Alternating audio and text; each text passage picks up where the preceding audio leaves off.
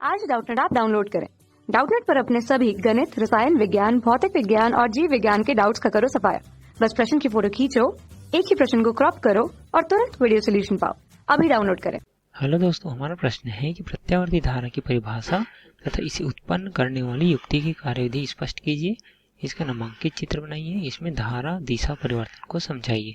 ठीक है, तो हम पहले देख लेते हैं प्रत्यावर्ती धारा क्या होता है।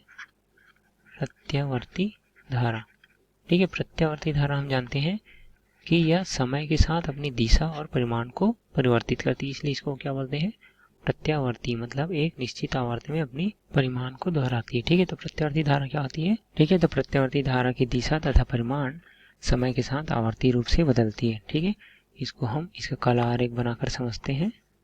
यह प्रत्यावर्ती धारा जो कि समय के साथ देखिए यहाँ पर अपना जो परिमाण है उसको बदल रही है। ठीक है, और समय के साथ क्या है, परिमाण बदल रही है और एक निश्चित आवर्त में अपना जो परिमाण है वो क्या करती है, दोहराती है। जैसे कि यहाँ पर पाई पर इसका क्या है, मान 0 है और अगले 2 पाई पर क्या है, इसका मान 0 है। या फिर अगर यहाँ पर देखें पाई/2 हो जाएगा, मतलब 90 डिग्री में इसका मान अधिकतम है और धनात्मक है। ठीक है, तो यहाँ पर ये क्या हो जाएगा, 5π/2 पर इसका जो मान है वो अधिकतम होगा और धनात्मक होगा। ठीक है, तो यह क्या करता है, ये अपना जो मान है उसको π/2 के बाद 5π/2 पर अपना मान दोहराता है। इसका मतलब ये है कि अगर हम दोनों को घटाएंगे तो कितना आएगा, 2π आएगा। मतलब इसका एक जो चक्र होता है वो 2π का होता है। ठीक है, मतलब 360 डिग्री का।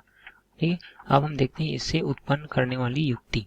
ठीक है, तो ये है प्रत्यावर्ती धारा उत्पन्न करने की युक्ति। इसको बोलते हैं जनित्र, विद्युत जनित्र। ठीक है, इसमें मुख्य भाग हम देख लेते हैं क्या क्या होते हैं।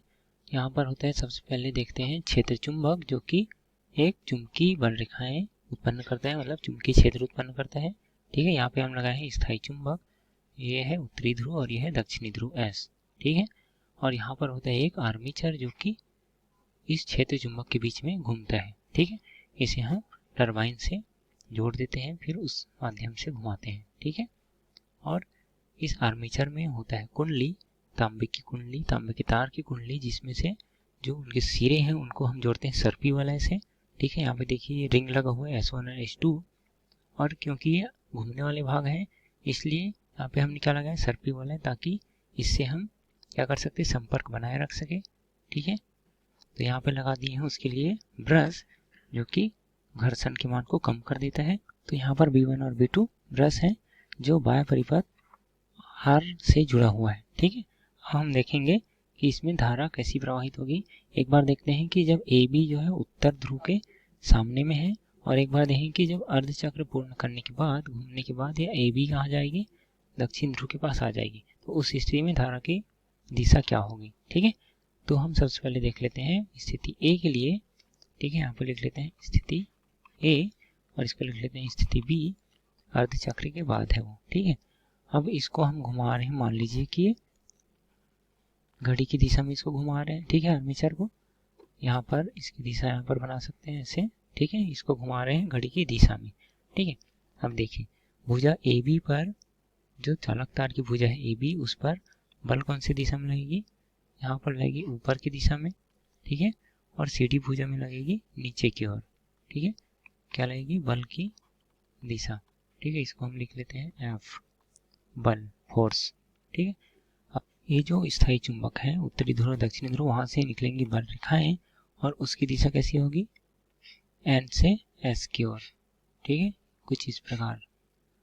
ठीक है, अब देखिए इस चालक तार को हम रख दिए हैं, चालक अभी चालक तार नहीं है क्योंकि इसमें कोई भी धारा प्रवाहित नहीं हो रही। ठीक है, हम क्या कर रहे हैं, एक तार को, कुंडली को इस चुंबकीय क्षेत्र में घुमा रहे हैं। ठीक है, तो इस पर ही क्या होगा, विद्युत वाहक बल उत्पन्न होगा और उसको हम निकालेंगे फ्लेमिंग के दाएं हाथ के नियम से। ठीक है, फ्लेमिंग के दाएं हाथ के नियम से क्या होते हैं कि यदि हम अंगूठा, तर्जनी और मध्यमा को इस प्रकार फैलाएं कि वे तीनों आपस में लंबवत हों, और यदि अंगूठा चालक तार पर लगने वाली बल की दिशा को निरूपित करे और तर्जनी विद्युत क्षेत्र की दिशा को, तो मध्यमा उस चालक तार पर उत्पन्न या फिर प्रेरित विद्युत वाहक बल की दिशा को प्रदर्शित करती है। ठीक है, तो भुजा AB में बल लग रही ऊपर की ओर। ठीक है, और जो विद्युत क्षेत्र वो है N से S, मतलब दाईं ओर है। ठीक है, तो यहाँ पे AB भुजा में धारा कैसी प्रवाहित होगी, ऊपर की ओर, ठीक है, मतलब ए से बी की ओर प्रवाहित होगी, ठीक है। अब यहाँ पे देख लेते हैं CD में बल लग रहा है नीचे की ओर, ठीक है, और जो मैग्नेटिक फील्ड है चुंबकीय क्षेत्र वो है N से S की ओर, तो इसमें जो धारा प्रवाहित होगी वो C से D की ओर प्रवाहित होगी, ठीक है। यहाँ हम लिख लेते हैं A से B की ओर प्रवाहित हो रही है और C से प्रवाहित हो रही है D की ओर, ठीक है। और बाहरी परिपथ में देख लेते हैं, यहाँ से B2 से निकल रही है और Q से P की ओर प्रवाहित हो रही है, ठीक है। तो इसको हम लिख लेते हैं Q से P की ओर प्रवाहित हो रही है, ठीक है। अब देखते हैं कि ये अर्धचक्र पूर्ण करने के बाद आ गई है AB भुजा आ गई है दक्षिण ध्रुव के पास और CD भुजा आ गई है उत्तरी ध्रुव के पास, ठीक है। अब यहाँ पर देखते हैं अभी भी इसको घुमाने की दिशा क्या है, दक्षिणावर्ती है, ठीक है, मतलब घड़ी की सुई के घूमने की दिशा में है, ठीक है।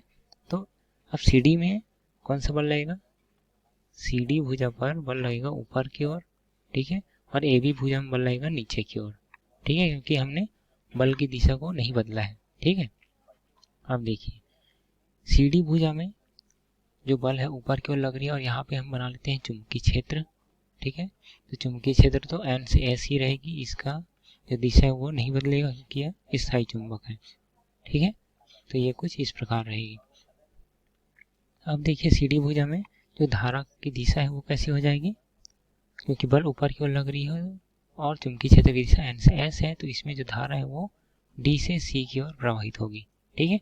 और AB भुजा में बल नीचे है, चुंबकीय क्षेत्र दाईं ओर है, तो इसमें जो धारा है वो कहाँ से कहाँ प्रवाहित होगी, B से A की ओर, ठीक है। तो यहाँ पे लिख लेते हैं इसमें जो धारा है वो B से A की ओर प्रवाहित हो रही है और D से C की ओर प्रवाहित हो रही है, ठीक है। और बाहरी परिपथ में यहाँ से निकलेगी धारा B1 से और P से Q की ओर प्रवाहित होगी और B2 से अंदर जाएगी, ठीक है।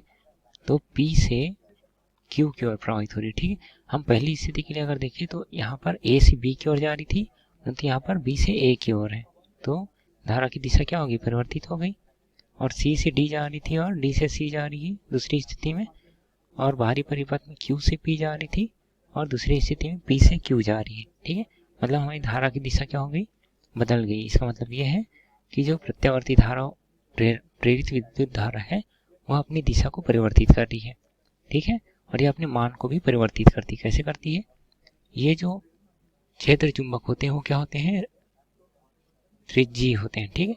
तो इसका जो चुंबकीय क्षेत्र है वह अलग अलग होता है, ठीक है। इसका जो सामर्थ्य है वो अलग अलग स्थान पर अलग अलग होता है, ठीक है। जिसके कारण जब ये चालक तार उस चुंबकीय क्षेत्र को कट करता है तो जब ये NS के पास में है तो क्या होता है, जब इसके समांतर है तो उस स्थिति में अधिकतम प्रेरित विद्युत धारा उत्पन्न होती है, ठीक है।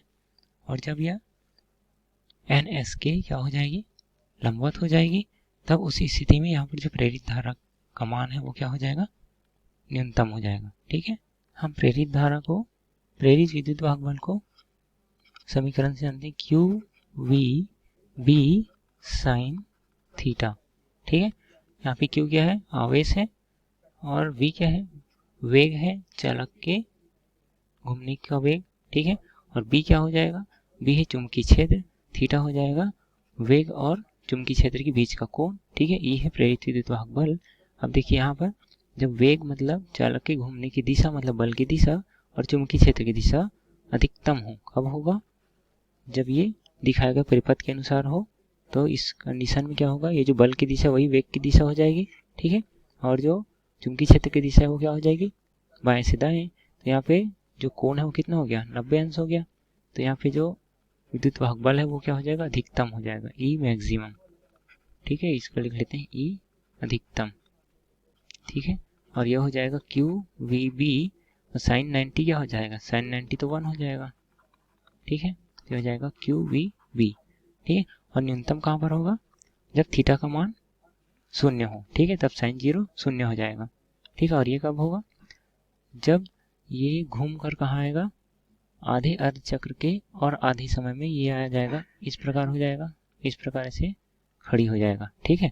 तो इस स्थिति में इसका जो बल लगने की दिशा वो इस प्रकार हो जाएगा, बल की दिशा, और जो चुंबकीय क्षेत्र की दिशा वो भी इसी दिशा में हो जाएगी। तो इस दिशा में क्या हो जाएगी, थीटा का मान 0 हो जाएगा, ठीक है। तो उस स्थिति में E मिनिमम हो जाएगा, ठीक है। तो ई मिनिमम में क्या हो जाएगा, क्यू वी बी साइन 0 हो जाएगा। ठीक है, तो ये हो जाएगा 0। ठीक है, तो इस स्थिति में सबसे कम विद्युत वाहक बल उत्पन्न होगा। ठीक है, तो उससे प्रेरित विद्युत वाहक बल भी 0 हो जाएगा। ठीक है, अब हमें प्रश्न बोला गया था कि कार्यविधि स्पष्ट कीजिए। कार्यविधि हम समझ गए हैं, चित्र भी देख लिए हैं, इसमें धारा के दिशा परिवर्तन को समझाइए बोला गया है।